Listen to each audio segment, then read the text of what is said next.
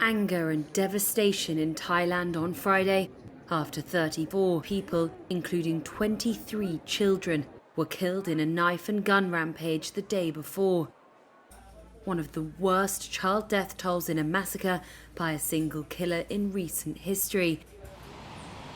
Thai government buildings flew their flags at half-mast after the ex-policeman burst into the daycare centre in Uthai Sawan, a town 300 miles northeast of Bangkok.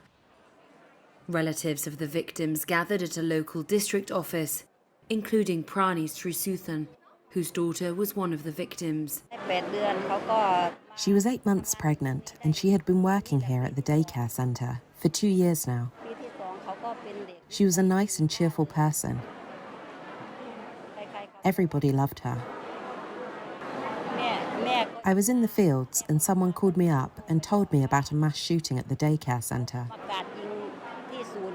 They asked how many teachers were heavily pregnant. I said, just supper porn.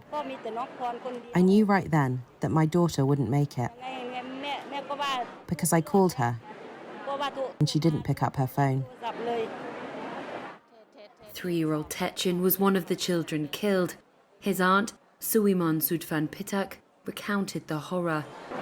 I knew that he'd be one of the deceased. We saw 2 dead bodies outside, including that of a young child. I knew right then that my nephew wouldn't have survived. I was told that all the children died.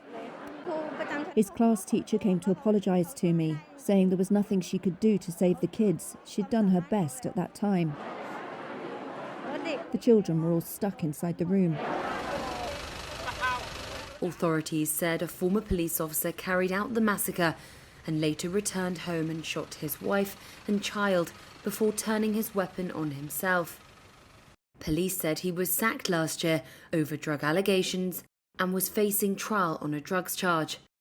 They added he had been in court that day, then went to the daycare centre to collect his child. But when he did not find him there, the rampage began. A district official told Reuters that about 30 children were at the centre, fewer than usual because of heavy rain.